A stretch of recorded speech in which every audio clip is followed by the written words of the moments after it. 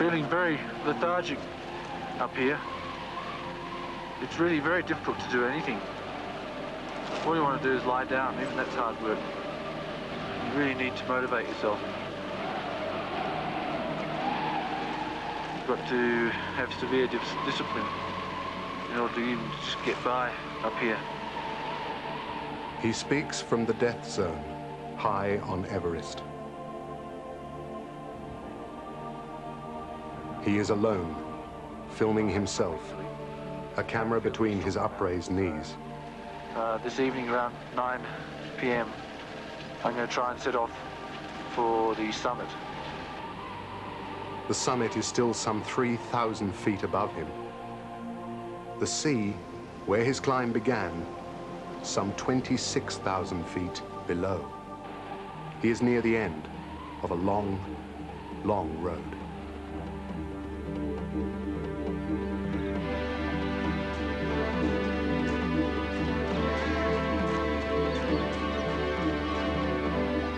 On Earth's flattest continent, he trains for towering mountains.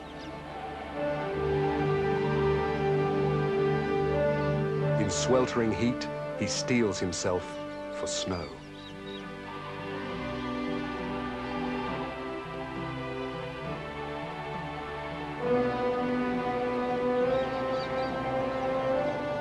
From this unlikely place, this gold mining region of Australia's west, comes this unlikely giant of the mountain world. Tim Macartney-Snape, world-class mountaineer. Already he's climbed a hard route on Everest. Now he plans to return. Ever since I was a boy, I've loved being in nature, climbing hills. So that first climb of Everest was a glorious experience. But I couldn't help feeling that there was something more to do. After all, Everest's height is measured from sea level. So to really climb Everest, I'd have to climb from sea level. Ahead of him now, that ultimate climb, that ultimate journey. Across great lands, great rivers, through every layer of our world. His quest to be the first to fully climb Mount Everest.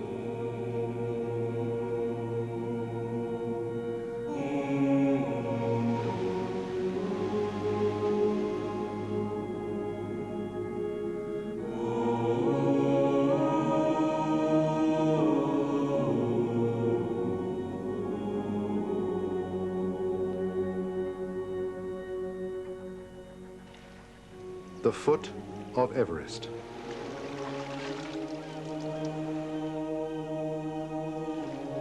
A place called Ganga Sagar on India's Bay of Bengal. A sacred place where the river Ganges, fed by the snows of Everest, merges with the ocean. Well, this is the real foot of Everest. It seems like the logical place to start. The last time I reached the summit, I was driven to 16,000 feet, so I started climbing more than halfway up the mountain. This time I want to experience the whole mountain.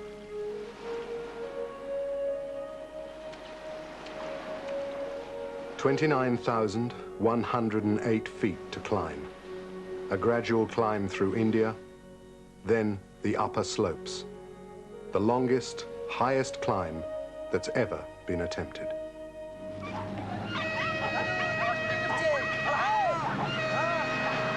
First, there's 400 miles of India to get through.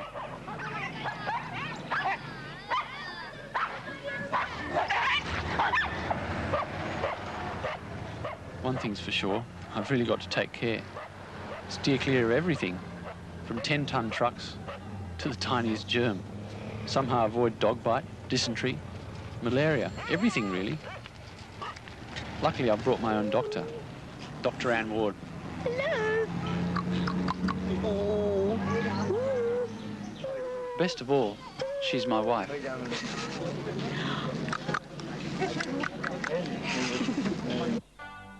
It's extraordinary. Just days ago, I was worlds away working as a flying doctor in Australia's outback, a region so sparse and remote that I had to fly from patient to patient. It'll take some getting used to, coming from the least crowded of lands to the most crowded. But Tim and I haven't been married long, and I really want to share as much of the climb as I can with him. I just hope I can keep up with him.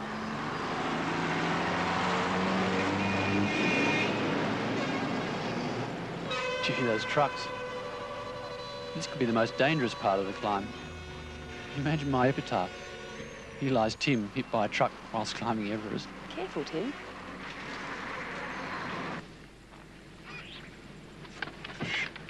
Oh, we'll not see you too long. The vultures are looking at us, I think. Would like a drink? The vulture's a bit of a worry. We get a lot of nourishment from the Indian Road. Squashed animals, mostly.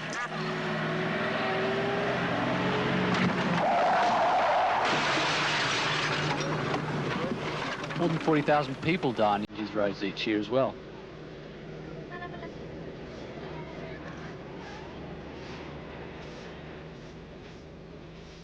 It's hard to believe that this road leads to snow and ice. It's a big mountain. I've just got to take it day by day. 25 miles a day.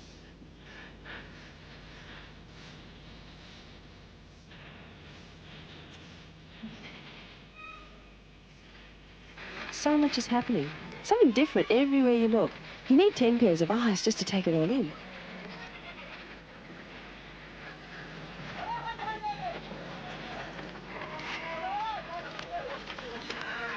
Gosh, it's such a productive land. Everywhere you feel this tremendous energy, this urgency.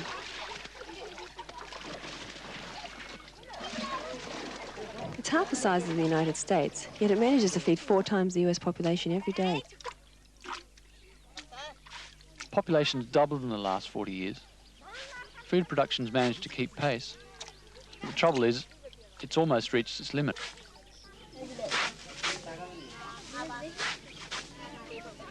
The birth rate here is staggering. 1 new baby every second. Each year, 20 million more. That's incredible.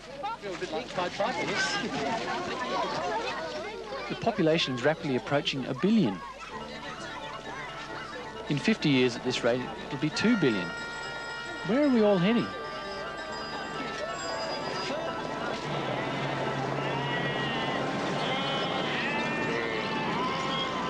Three days from the sea now. We've reached the giddy height of 20 feet. Calcutta.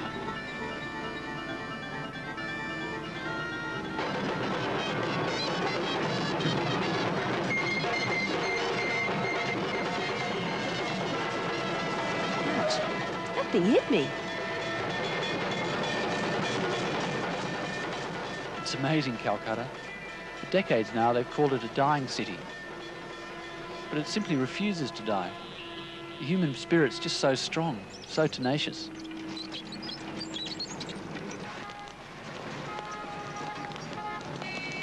I can't believe the pollution here. Only 20 feet above sea level, and I'm already having breathing problems. Tim's lungs work really well at high altitude. He's got an amazing lung capacity. But with his air pollution, he's really quite prone to lung infections. I wonder if I'm doing the right thing. Trying to do the whole climb with that bottle of oxygen. I sure could do with some now.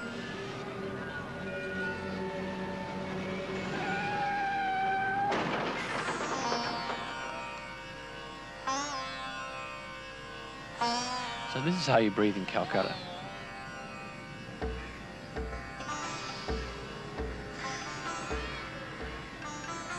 The Maidan, a 600-acre breathing hole in the heart of the city, the lungs of Calcutta.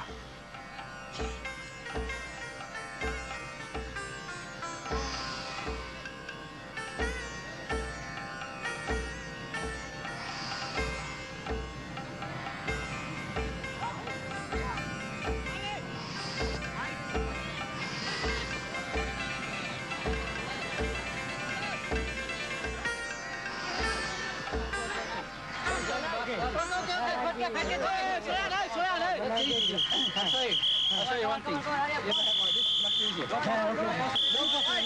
Yes, very good. No. One day. You will come. Let me on my energy.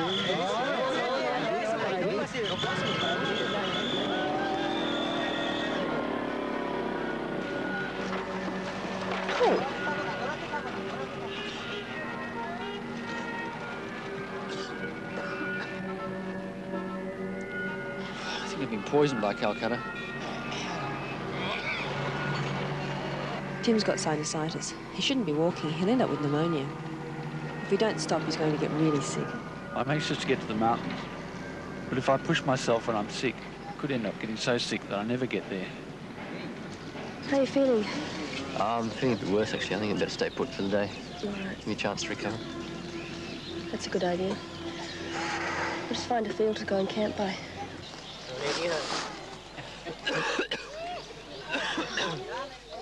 Gosh, only 30 feet above sea level, and already he's flat on his back. It frightens me seeing him like this, knowing what's ahead.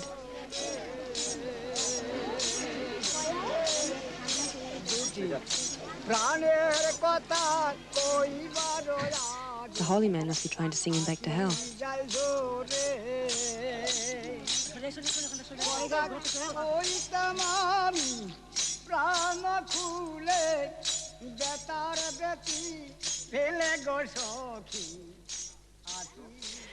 Tim did ask me before we married whether I'd mind him climbing Everest again.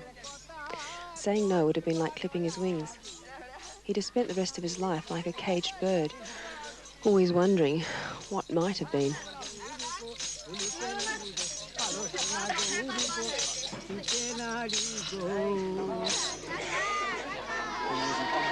Well, I don't know whether it was the holy man or my medicine, but something's worked. We're on our way.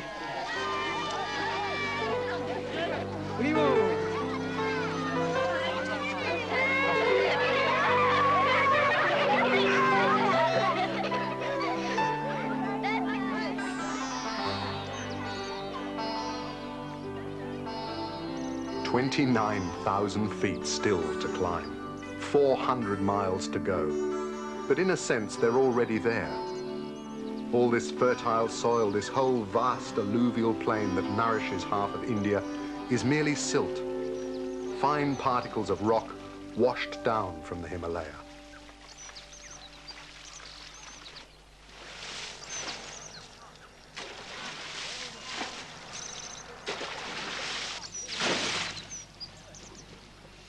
Most of India's rivers were born there too, and the greatest of these lies just ahead. The Ganges, the life-giving Ganges. Gosh, what a beautiful river.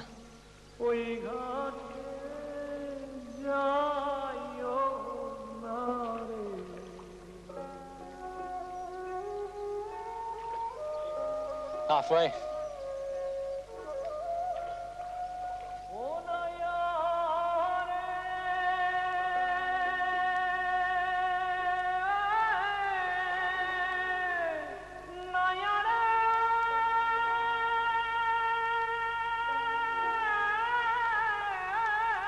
There's many a river longer, many a river wider, but nowhere a river so loved that means so much to so many.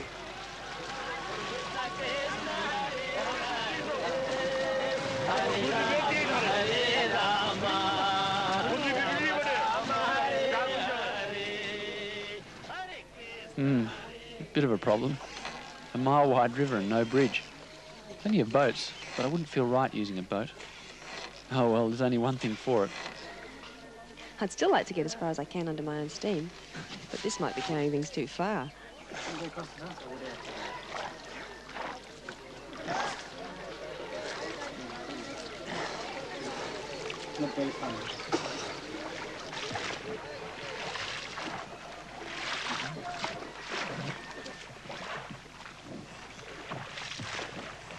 I've got to try and keep my mouth shut, keep my mind shut, try not to think what's in the water. It's hard work keeping your mouth shut, even harder keeping your mind shut. I'm desperately trying to think of all the good things in the water, all that pure Himalayan snow, and not think about the bulk of the contents.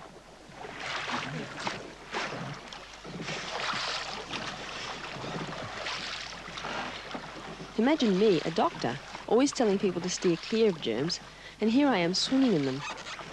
If I swallow any, I'll probably have diarrhea for life, and a pretty short life at that.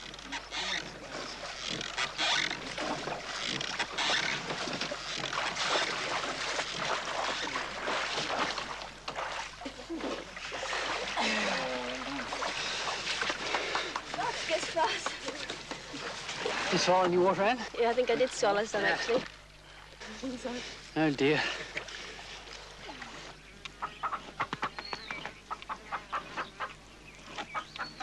It's much quieter here north of the Ganges.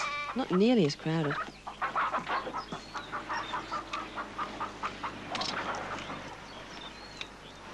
Some buses don't even have people on the roof.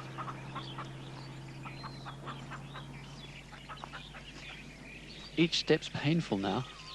We've got huge blisters, but we're 2/3 of the way. 30 years ago, they say you could see Everest summit from here. No longer, though. The air's too polluted. But we're close. I'll soon be up there again. The nearer we get, the more I'm starting to worry about what could happen to Tim if things went wrong.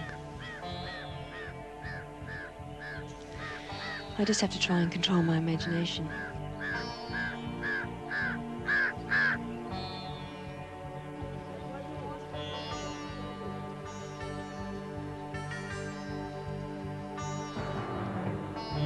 Wouldn't be doing this climb if Anne hadn't agreed. Climbing to me is so vital. I know it's hard up there, desperately hard, but to me that's life, not death. It's full-blooded living.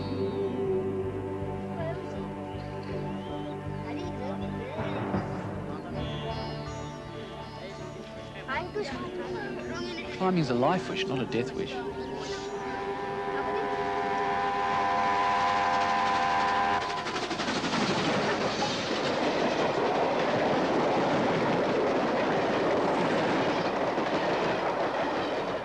Just 100 miles to go. And the gateway to Everest, the Kingdom of Nepal, is now just moments away.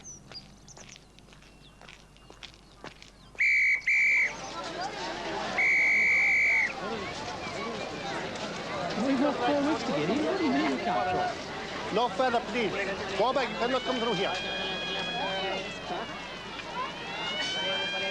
I'm at the Indian border, Jogbani, place we were told the border was open, but we get here and find out that it's open to everyone else but foreigners, so I can't go through. Nepal's just over there, stone's throw away. But in order to get just over there, I've got to make a 300-kilometre diversion to another border post where foreigners are allowed through. It's incredibly frustrating, but nothing we can do about it, and I've got to run because we're running out of time. I can't believe it. A 200-mile detour.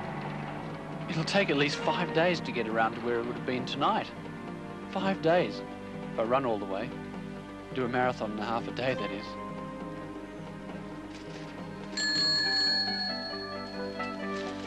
This is the only way I can keep up now and still be under my own steam. Poor Tim. It must be so frustrating to be running away from Everest instead of towards it. And to be still less than 500 feet above sea level.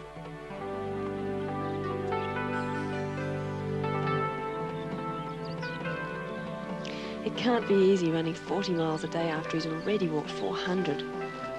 I'm racing against time, really. The sooner I get to base camp, the more time I'll have for the upper part of the climb, before the monsoon snowstorms make climbing impossible. This is the hardest 500 feet I've ever climbed. 10 more miles today, 40 more tomorrow, 40 the next. It's best not to think about it, really.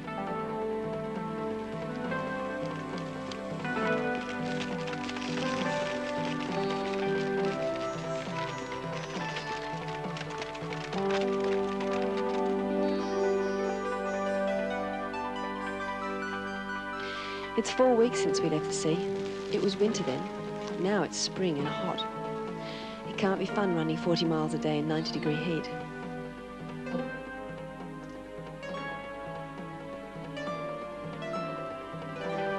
We made it! Oh, it's great to be in Nepal at last. Oh, thank goodness for that.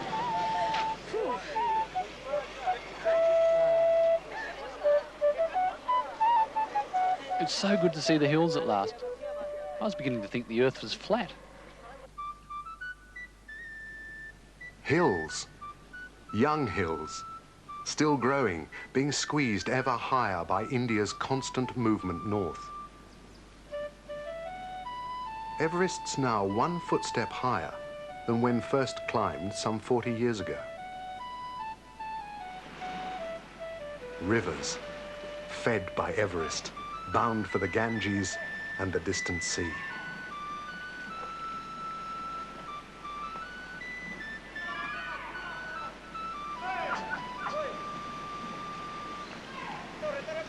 Oh, we're 1,000 feet. Not far to go then. Uh-huh.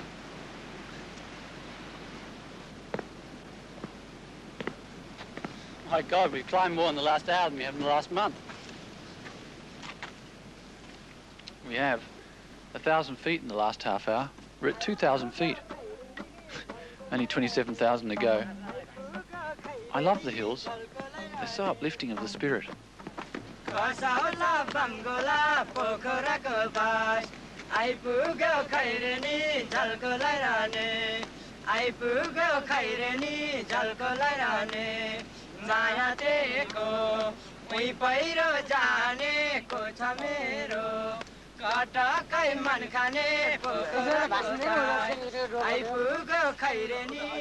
They're so strong, these people. They've so much stamina, such a capacity for work.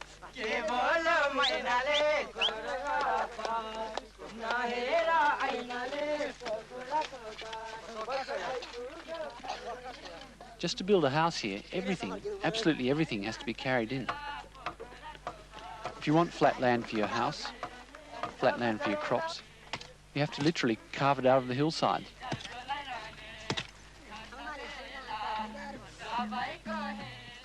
It's amazing, these hand-carved hills. They're thousands of feet in height. They stretch for hundreds of miles. It's one gigantic work of art.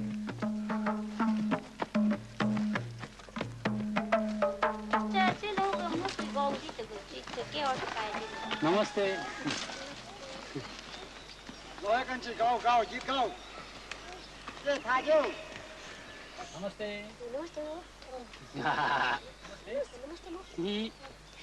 I love these villages, love these people. Over the years, we've spent lots of time here. It's like a second home. I was born around this height, 6,000 feet in the highlands of East Africa, raised on a farm there. I look into these faces and see my childhood friends, see myself.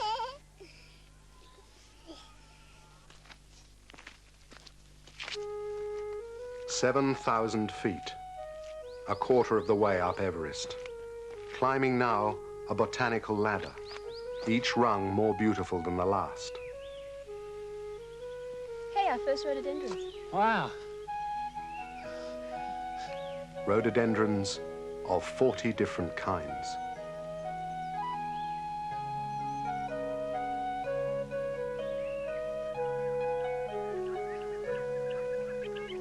"8,000 feet. Magnolias. 9,000 feet, and the world's turned green. Cloud forest, bejeweled with daphnes, primulas, orchids. 10,000 feet. High ridges of alpine grasses, alpine flowers that carpet the trail to the grandest sight of all. Wow, the mountains.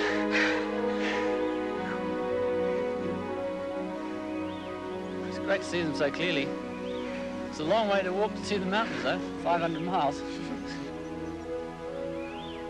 Everest's summit lies further west.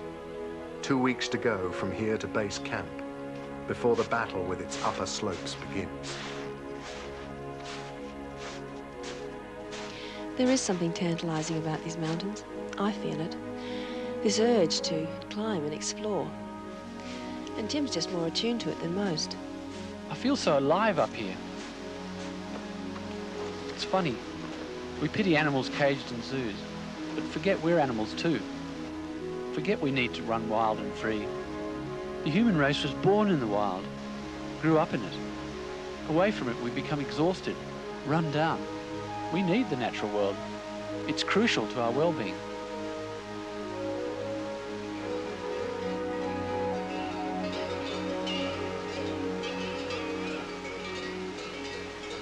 Namche Bazaar, largest of the Sherpa villages, 11,500 feet above the sea.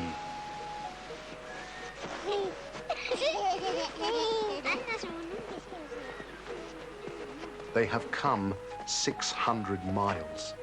They have just 20 miles to go. Well, there's the summit, at last.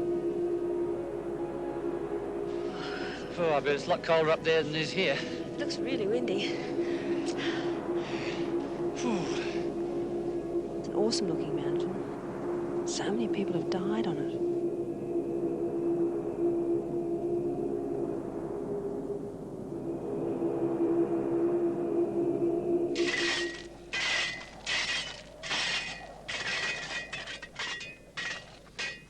Here on the Khumbu Glacier, on a chaos of rock atop 1,500 feet of ice, Everest Base Camp, 18,000 feet above the sea. Already they've reached dangerous heights. The air they breathe has only half the oxygen of sea level. Headaches, nausea, lethargy are an everyday part of life.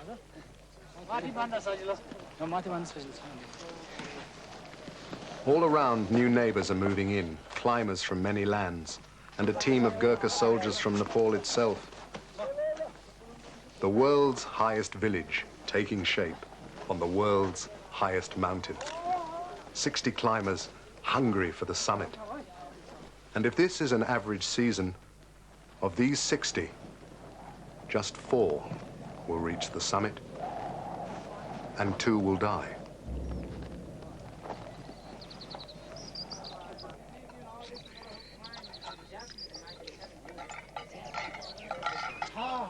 Well, we've an unexpected addition to our family. Another mouth to feed. Each climbing season, dogs come up from the Sherpa villages, eager for a few months of high living. Good old Balu won us over pretty quickly. He's a sweet old dog, Balu. He's probably been on dozens of Everest expeditions. The Sherpas say it's good luck to have a dog at base camp. It certainly makes things nice and homely. You going to bring us good luck, Balu? I'll need as much as I can get.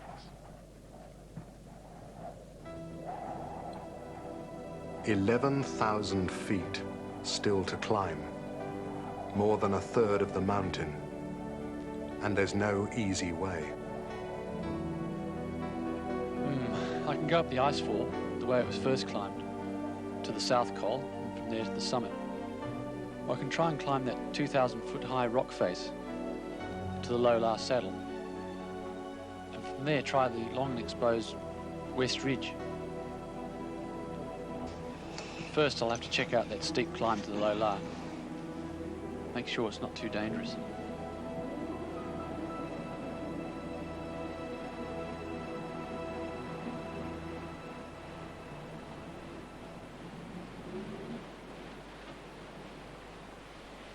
He looks so tiny, so vulnerable.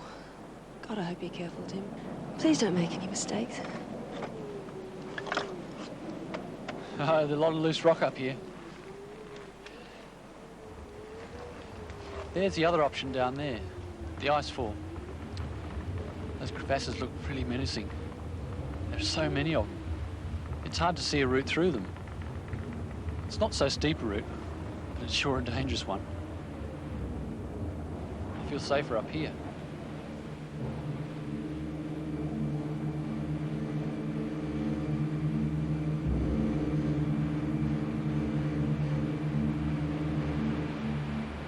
Hey, can you see me? Yeah, I can through the camera. Was it a difficult climb over? Yeah, quite difficult with my heavy pack. I think I'm about 20,000 feet, over. Gee, that's pretty high. I can see you just as a speck through, through the naked eye as well, over. Right, what about when I wave my arms? Then only through the camera. Can you see us, over? Oh, well, I can see base camp pretty well. I'll contact you later. Great.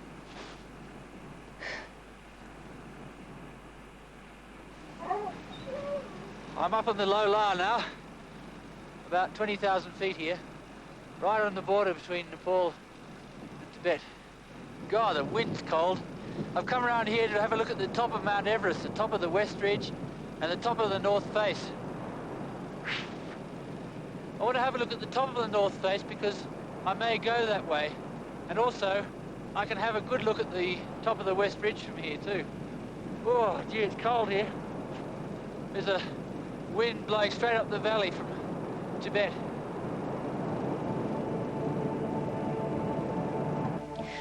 I just wish he could try for the summit now and get it over with, but he can't. He'd die of oxygen starvation. He's just got to keep plugging away for weeks, doing practice climbs, each to a higher altitude than the last, to give his body time to adapt to the incredible lack of oxygen. I've got to get really acclimatized because I'm not using bottled oxygen. I feel it diminishes the achievement, cuts down the altitude. It wouldn't feel like climbing the whole mountain. There's already less than half the oxygen of sea level. His body's struggling to adapt, producing more red blood cells to make better use of the oxygen that is around. Gosh, it must be hard up there.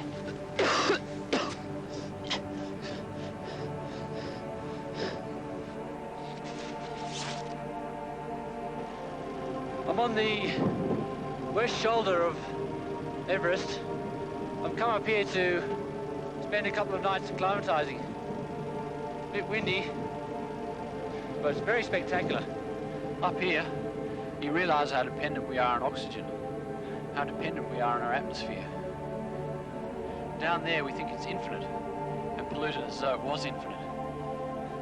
Up here, you know, it's far from infinite. Even here, not 5 miles above sea level, it's already running out. It's thin, so vulnerable.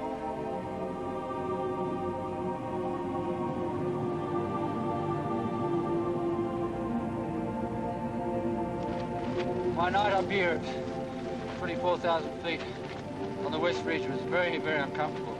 It shows I'm not yet fully acclimatized, but that's good. It's worth coming up here to get acclimatized. I hardly slept a week and didn't really have a headache, but I was very restless. I just couldn't sleep, and it was actually quite cold. As you may notice, there's a bit of a wind blowing. Not the most comfortable of situations. Anyway, hopefully I'll get well acclimatized from this bout up here. You can see the summit clearly, but there's a lot of wind up there.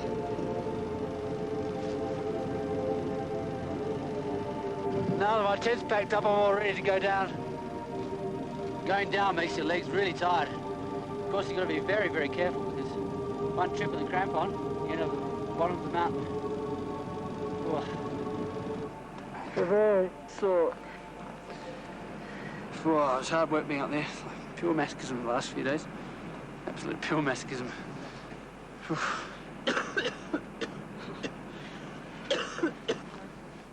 got good steam in there? Tim's come down with sinusitis. Just when he was almost acclimatized. This'll slow his acclimatization down a bit. Feeling good loosening up? Oh, yeah. There's a lot coming out. Staying up high would have been better for his acclimatization, but it was just too risky with this infection. It could have turned into pneumonia. Still could. It's a good thing it's the afternoon.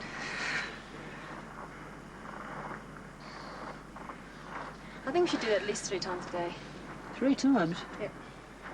I haven't timed anything else. I need to get over this soon, or I could miss my chance. If the right weather comes along, I won't be ready.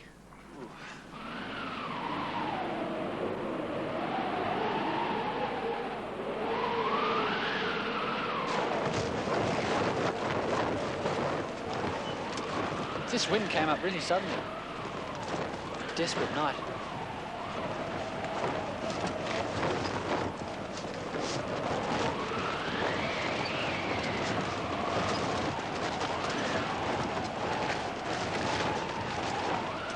God, half the tents are flat.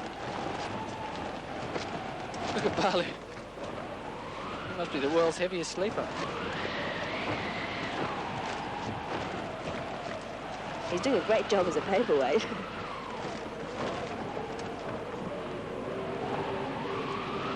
Wind frightens me more than anything else. If it's this strong down here, God, imagine what it's like up there. wind's a real killer up high. If you weren't blown off the mountain, you'd be snap frozen by the tremendous cold. Wow, look at Everest. Those poor people up there. 4 soldiers from the Nepal Army expedition are up there now. 4 Gurkhas fighting the battle of their lives. A do-or-die attempt on the summit. Well, they did it, but they almost died.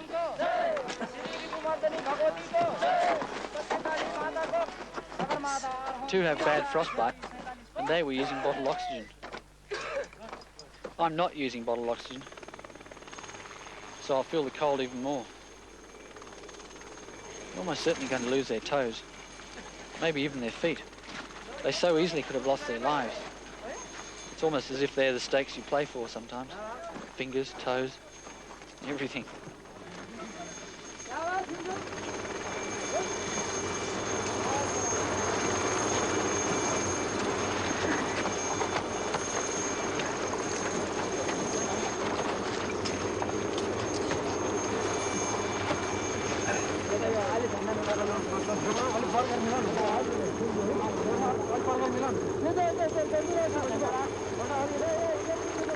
I've got to be really careful. I mustn't get my timing wrong.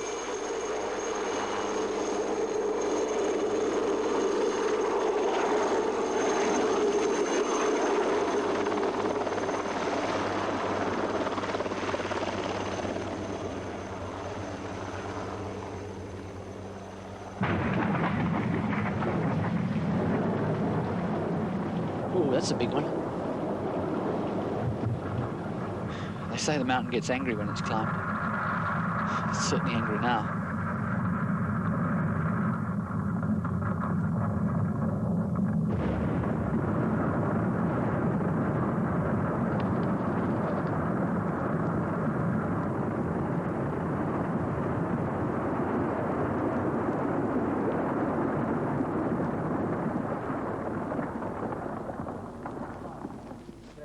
Snow.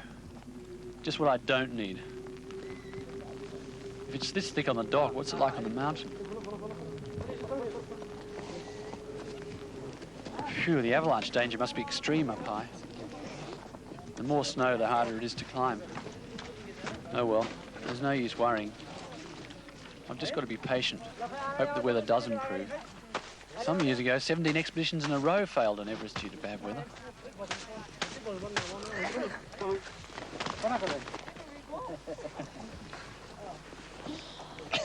Any breathlessness or anything when you're up there? Oh, yes, of course. But I feel I'm well acclimatized.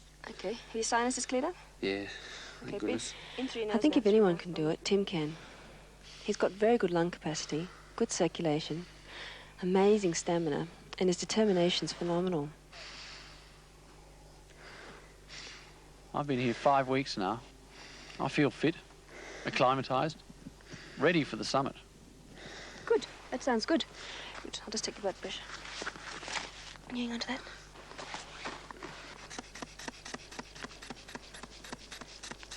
As a doctor, I'd say Tim's right to go. Just got to wait till the right day comes. As a wife, what can I say? Blood pressure's fine. That's good. I just hope he's careful. The weather's definitely clearing. It won't be long now. When to go, which route to go. They're life and death decisions. I think I'll have to take the icefall route. It's dangerous, but for now the West Ridge is far more dangerous. Too avalanche prone. Okay. 4 days of good weather. That's all I ask. It's a lot to ask for around here, though. South Col. Right. Maybe a little thing. Oh, well. It's a heavy little thing. Still be nice to have some footage from the top. Yeah, hopefully it's clear when I go up. Yeah. It's got to be, I suppose. Well, that better be, yeah. Blue skies, little wind. The summit is still. After 6 weeks of waiting, the moment has come. Well, this is it. Go home, Barley. Go home. There's no place for a dog. There's no place for anyone. Well, this is the icefall. God, it's a scary place. It's 2,000 feet high. As I move up, all this ice is moving down, a few feet a day. Do you want to be the first dog up Everest? Go home. Jump. Jump. Jump. Jump. Jump. Jump.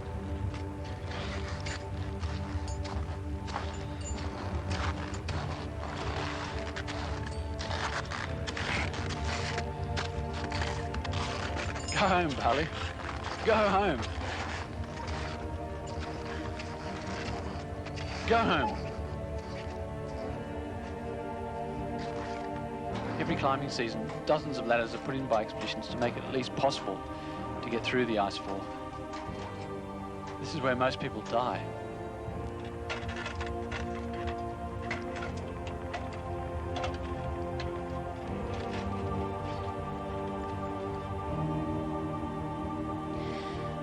That icefall. It's like Russian roulette in there. Watching Tim go up there terrifies me. I just hope Anne can trust me. It's probably easier for me climbing the mountain than it is for Anne at base camp. I've only got reality to deal with. She's got her imagination. I guess I've got this deep-seated fear that something awful's going to happen to Tim. I've been having nightmares. Nothing I do seems to make them go away. This icefall is really a very unstable place. 2 weeks ago, the route used to go over there, where that ladder's now hanging in the air. Amazing.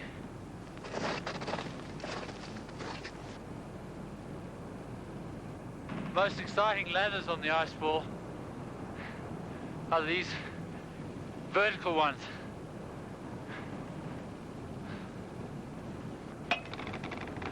Oh, this one's a bit loose.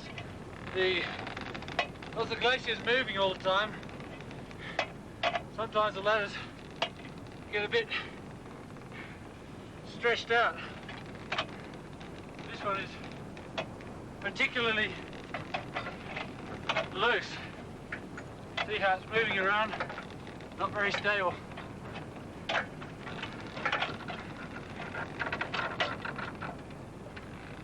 I'm carrying over 60 pounds.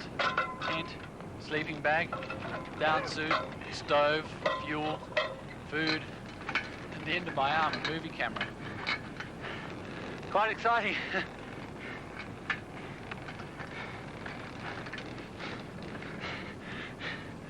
Very deep snow up here. I don't like it at all. There are a few crevasses to watch out for too, hundreds of feet deep.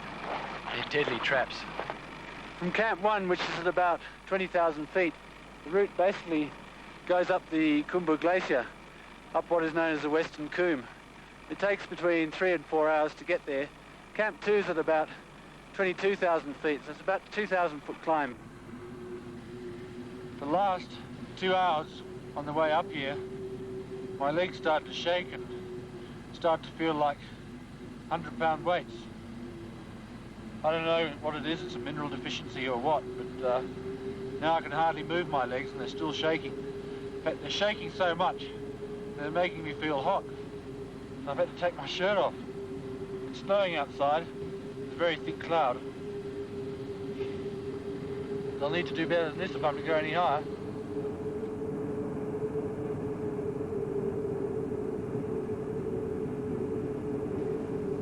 I've got this feeling of almost pre-grief, grieving over his death in case it happened, and then feeling a sense of loss and guilt and anger because I wasn't there to help him. It's horrible, really. Hello, base camp, you copy, over? Loud and clear, Tim. What's the weather like out there? It's bloody awful down here, over. Yep, I'd say the same for up here. It's started snowing about 2 o'clock and snowed a couple of inches, over. Is this weather going to worry you, though? It just looks awful from here. I mean, is it going to be a problem up there, over? Hoping that it'll clear. Right. I was hoping to go up to Camp 3 and then the South Col tonight. OK, well, take care of yourself, and Look forward to seeing... No, just take care of yourself and look forward to seeing you soon. Over and out. Okay, over and out from here. Over and out. I only hope it's not snowing very heavily up high, because every inch of snow makes the going more difficult on the ground. The next leg, from here at 22,000 feet to the col at 26,000, is going to be really hard. During the day it's hot, you dehydrate, need more water than you can carry. So I'm going to do it at night. It's 9 p.m. and I have 4,000 feet to climb tonight to the South Col. It's a cold night, so the snow might be hard, but the cold itself, it's like an iron band around my throat. It's pretty uncomfortable.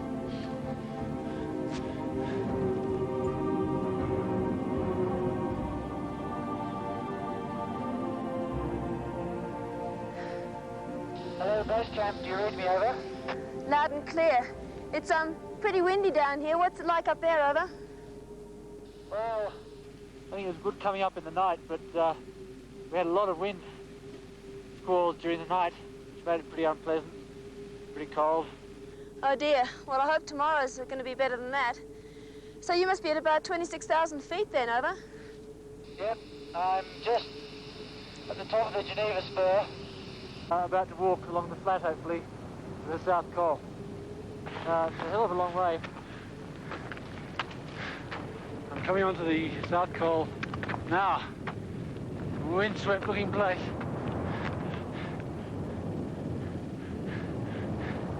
Whew. Whew. I'm glad that's over and done with. Hope the weather stays good, because I don't want to come up here again. 3 months from the sea, 5 miles above it now. Here, amid the scattered bones of expeditions past, he'll rest, gather strength for the last 3,000 feet. I'm inside my tent at Camp 4, the South Col, about 26,000 feet. Feeling very lethargic up here. It's really very difficult to do anything. All you want to do is lie down, even that's hard work.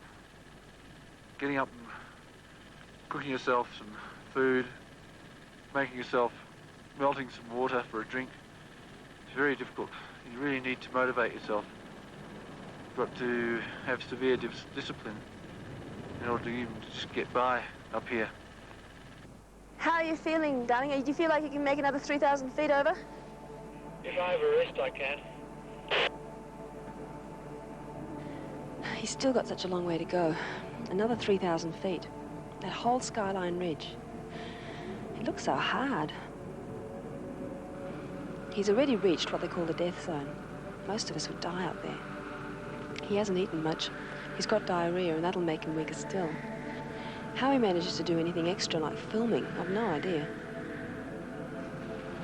And I've been trying ever since yesterday to get some food into me. I've had something to eat, and I feel a bit stronger now. So this evening around 9 p.m. I'm going to try and set off for the summit. The summit is 3,000 feet and 3 kilometers from here. So it's quite a long way. Well, it's only 3,000 more feet to go from sea level, so you need lots of luck, and I hope you certainly deserve it, so good luck. Over and out.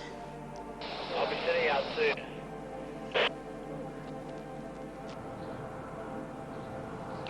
There's so little oxygen up there, you're only half alive. You can't think straight. Your body can't stay warm. Tim could just so easily die or suffer frostbite or brain damage or anything. It's terrifying. Just getting dressed is exhausting. It's taken me over an hour. It really feels like the edge of existence up here. God, I hope you know what you're doing, Tim. It's 10 p.m. Right now he's climbing up, up, up. At least he's got a full moon to light his way. He hopes to reach the summit by mid-morning. Please, God, don't let anything go wrong.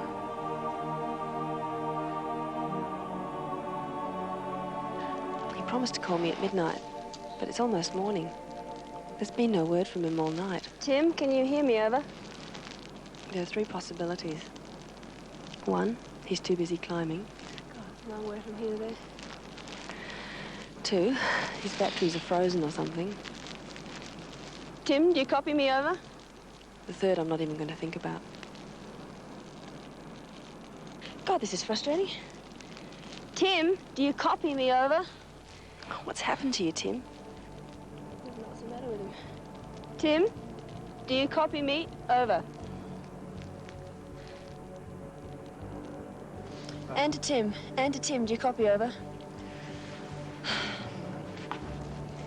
7 o'clock. He left at 9, he's been going 10 hours. He's all right.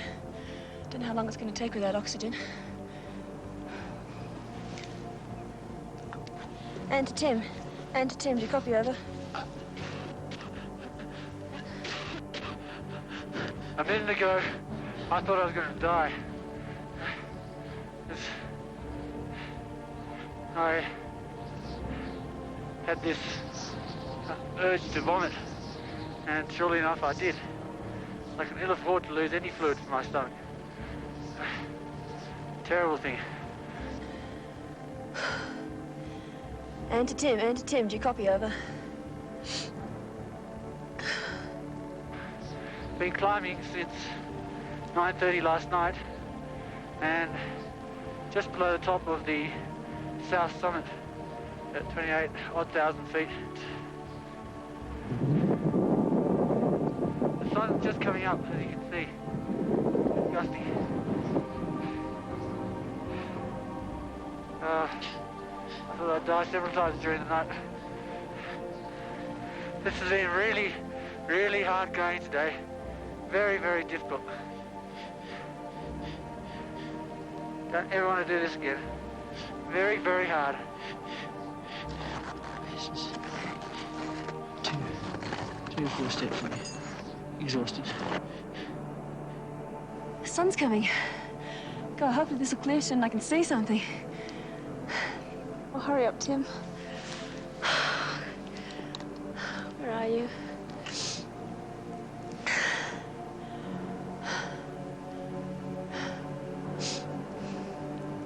I can see him! I can see him! Tim!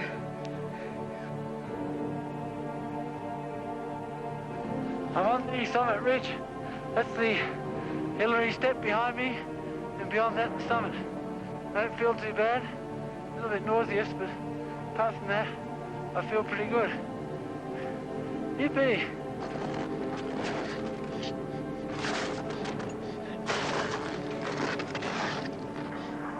Tim, you're so close. Just keep going, Tim. Not far now. God, I bet you're tired, poor thing. Come on, Tim. 10 minutes to go.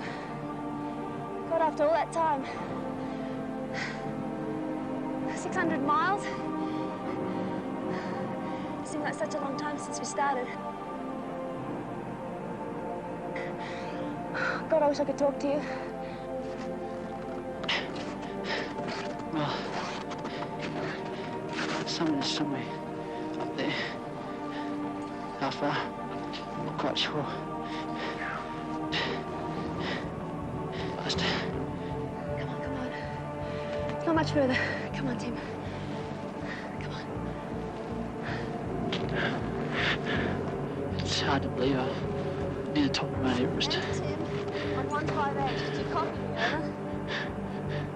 And to Tim, on 158, do you copy me? Over. And to Tim, do you copy me? Over.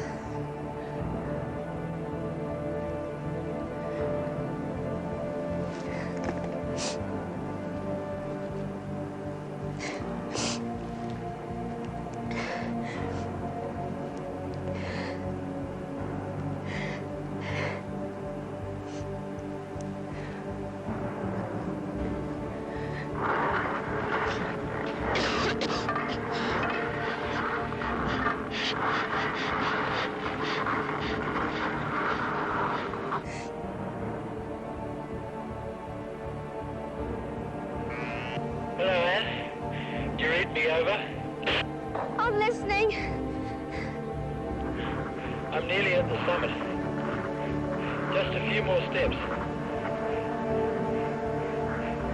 Not far now. One more step.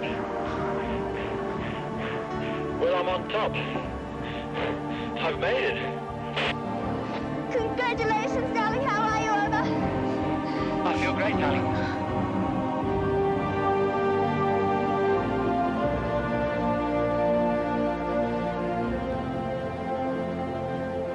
It's so spectacular up here. Too stunning for words. All the way from the sea, and I finally made it. We've all come from the sea. As a species reached a kind of peak, it's time to climb the mountains of our minds. Surely by understanding ourselves better, can we end the suffering we impose on each other and this beautiful planet. Just over there, Tibet. Mountains spread out all around.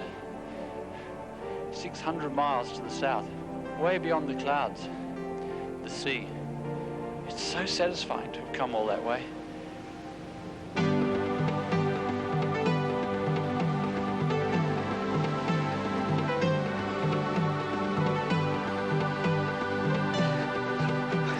He's just up there.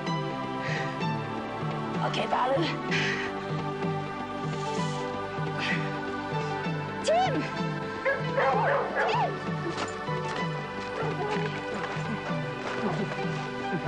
I love you.